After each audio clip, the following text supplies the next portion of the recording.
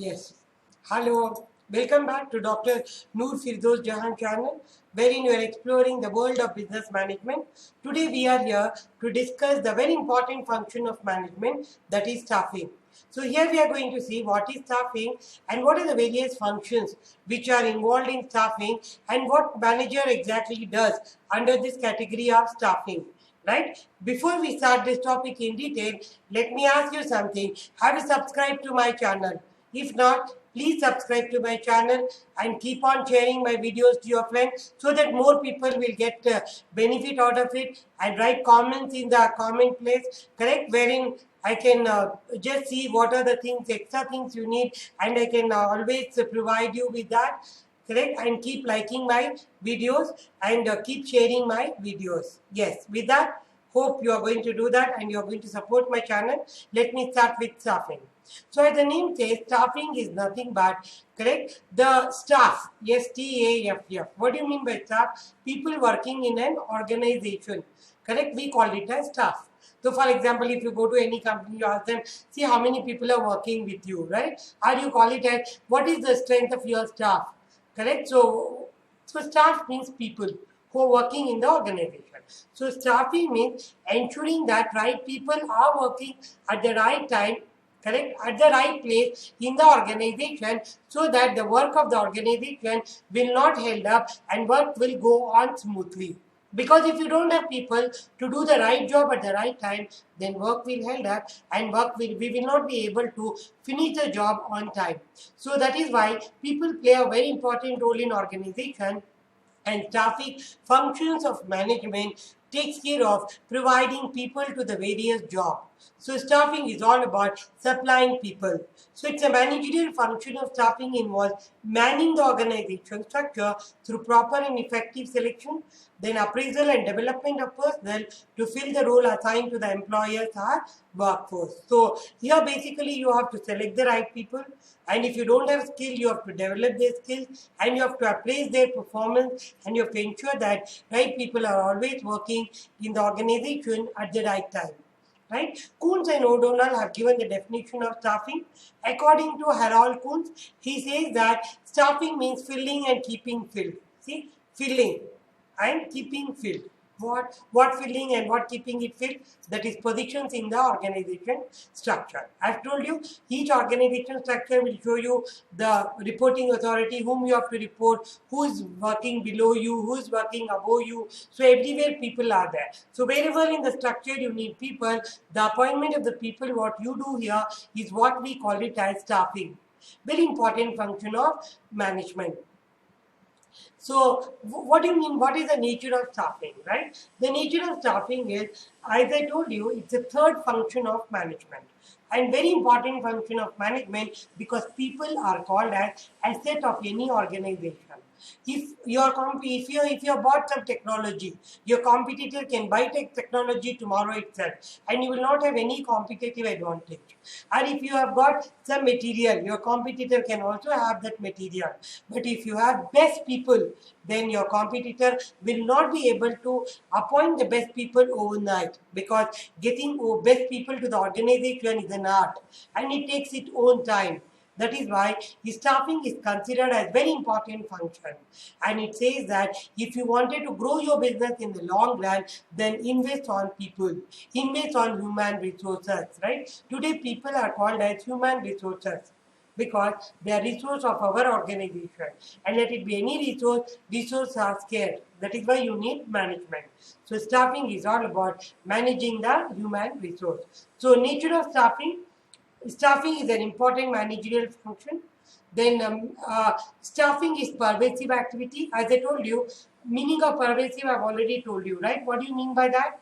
Meaning of pervasive means it is common to all the activities. You go to hospital, you need staff. You go to hotel, you need staff. You go to a school, you need staff to manage.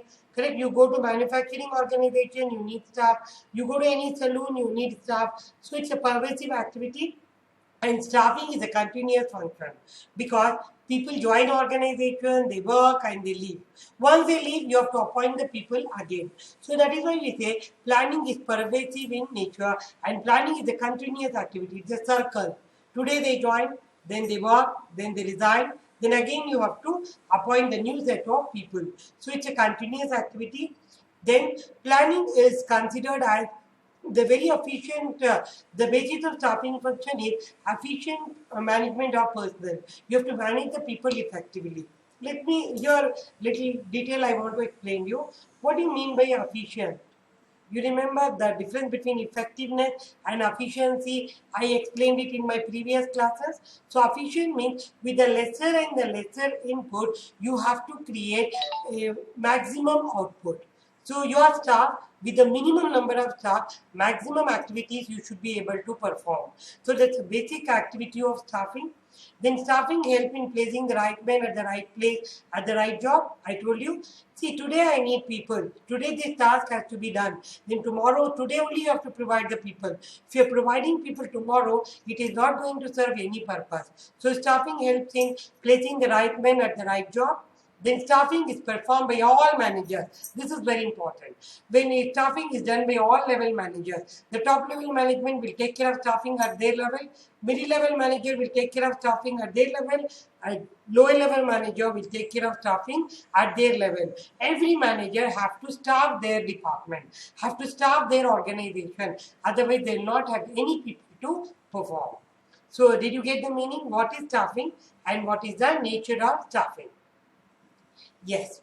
So what are the factors which affect staffing, correct? So the number of people I have. For example, if you just go to Infosys, there are thousands of people. You just go to any one Infosys campus, there will be minimum 3,000 to 4,000 people working there. On the other hand, you go to any manufacturing organization, there are some hundreds of people working there. If you go to hospital, there are people working there. Go to offices, there are people working there. So what are the factors which affect staffing? So there are two set of factors which affect staffing, that is internal environment and external environment. What do you mean by environment? Environment is the surrounding in which the business is operating. There are two types of environment in which a business manager will operate. One is called internal environment, which is completely controlled by the manager. And one more is external environment, which is beyond the control of manager and no one can do anything. You have to manage it on your own. So that is what you have under external environment. So let us see what are the internal environment factors separately and see the external environment factors separately. As I told you, internal environment are those factors which are controlled by manager, and all these factors are controllable. A manager can control it very easily. So, what are these factors? The first one is promotion policy. How am I promoting my people? It is based on merit, or it is based on the number of years they are serving my organization. You must be knowing most of the public sector companies will promote you on the basis of your seniority, right? On the other hand, the private sector company will promote people on the basis of merit. That is what is called as promotion policy. How am I going to promote my people? Is it on the basis of seniority or it is on the basis of merit? So that I have to go through the policy to understand it. If my policy says I have to promote the people based on merit only, I have to follow that. Or it says if I have to promote people based on seniority only, I have to follow that. Then what are the plans? The future growth plans of organization is very important. If organization is growing at a very larger extent and there's a lot of things the organization has to do, then you need lot number of people and staffing has to be done at a long way. But if they don't have any such plan, they just wanted to manage with the existing people and not much they are thinking, then you need not have to struggle with having more staff. You can manage with your existing staff. So that's the second environment factor, internal environment factor which affect. Then third one is technology. So what is the technology used, correct? What is the technology which is being used? Maybe see most of the HR functions today are being performed by system. You have human resource information system which is commonly called as HRIS, which does most of the functions. Or most of the companies have got SAP. Correct? SAP, there's a SAP software which manages your people right from recruitment until they get retired or they leave the organization. The whole cycle is managed by the SAP. So you have various types of technologies available. Maybe SAP is there, or maybe you have HRIS. So you have to understand that what type of software I have. That is one factor which affect your staffing. Then top level management should support staffing. Why it is important? Because you have to pay money, you have to pay salaries to them. You need budget, you need funds. If top level management is saying, no, we can't do any more recruitment, then you have to run the organization without having sufficient staff. Maybe you have to hire people on contract basis, and maybe you have to work on shift basis and pay people extra and make them do the job. So very important, the support from top level management. They should be willing to hire people. Then only it is possible for you to have good staffing. Then image of the organization, very important. See, when you get an offer from Infosys, right? You just think, is it right place for me to work or not? What is the image? What do you mean by image? As soon as you think about the company name, what is that comes to your mind? That is what is called as image. So that's very important here, students. You should know what is the image of the organization. If the image is good, then thousands of people will apply for the job. If the image is bad, then no one is going to apply for the job. If you see, if SBI, State Bank of India is calling for, or any central government job openings are coming, lakhs of people will apply, because everyone wanted to take up the government job because they feel it is more secure, they feel it pays well, correct, and they feel that there's no much harassment, correct, so they are happy to work in government organizations.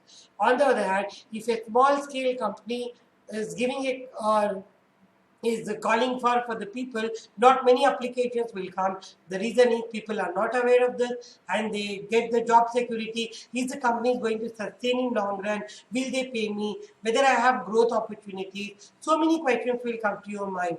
That is what is the next internal factor. What is the image of your company? So when it comes to the internal factor, so these are the various internal factors which one have to keep it in mind while staffing your manpower. I'll repeat. The first one is promotion policy. Second one is future growth plan of organization. Third one is technology use. Fourth one is support from top level management. Fifth one is image of the organization. Then what are external environment? Let me give you the meaning of external environment. External environment are the factors which, as a firm, I don't have any control. They are called as dictators. So because whatever these factors tells me, I have to obey, I have to follow. I have nothing to say here. I just can't even go against these factors because these factors are not company-based factors. They are our external factors. That is why it is called as external environment. For example, labor laws. The labor law says very clearly that you have to appoint people only from the same state. You can't appoint outside state. Then you can't appoint outside people. So you have to follow the labor law. The labor laws, for example, will give you the working hours.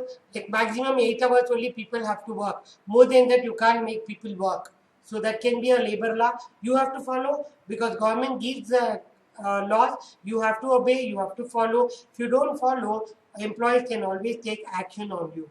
Then pressure from socio-political group, very important. Lot of pressure they'll have on social, correct, or maybe the political parties, correct. They do interfere and correct and come up with many policies, many strategies to take care of staffing. They say so many positions should be kept for correct the reserved categories, say a non-reserved category, general merit, correct, or you have SC, you have ST, the various things, all those have been spelled out by government. You have to follow that. The next is competition. Who are your competitors? When you are trying to attract the best people, your competitor is also trying to attract the best. So who are your competitors and how much he is offering the pay, right? And whether your pay is in comparison to him is better or your pay is in comparison to your competitor is less. Please check that. Make your job as attractive as possible so that these people will apply to your company rather than your competitor.